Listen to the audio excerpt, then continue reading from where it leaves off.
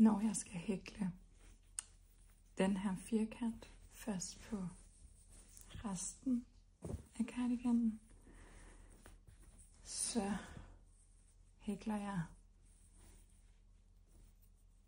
en omgang af det blå, og så en side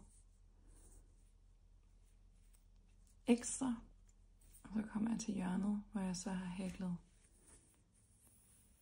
de 3 stangmasker. Så laver jeg en luftmaske, så finder jeg top af cardiganen, hvor jeg så laver en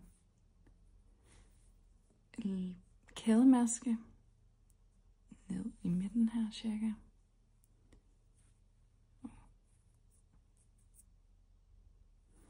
En kædemaske, og så hækler jeg de 3 stangmasker, der skal være i hjørnet.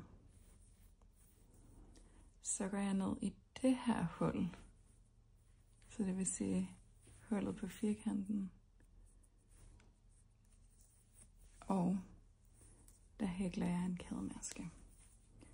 Så går jeg ned i det her hul og hækler de 3 stangmasker.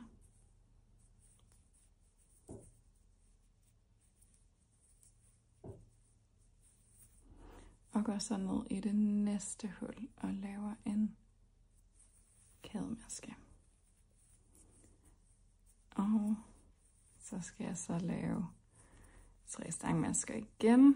Så i stedet for ligesom at lave en luftmaske, ligesom jeg har gjort i resten af firkanten, så går jeg altså ned på firkanten, der er på resten af cardiganen, og laver en kædemaske, som så erstatter luftmasken. Så nu går jeg ned i det her hul og laver en kædemaske. Og så fortsætter jeg bare hele vejen hen.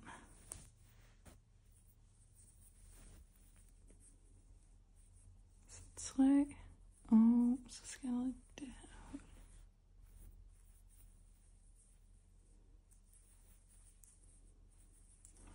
Eller bue, eller hvad man nu kalder det.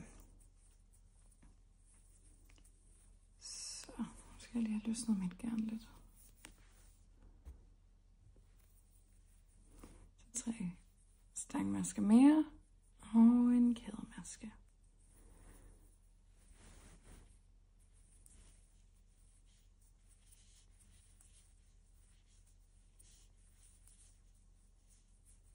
Så er jeg næsten nede ved enden.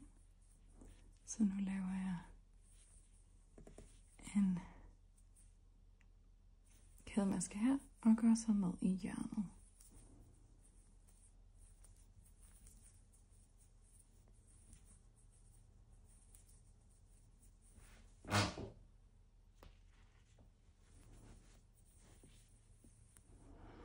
Og når jeg så kommer helt ned for enden, hvor at de 2 firkanter ligesom er sat sammen på cardiganen, så går jeg ned i det her hul, laver en luftmaske.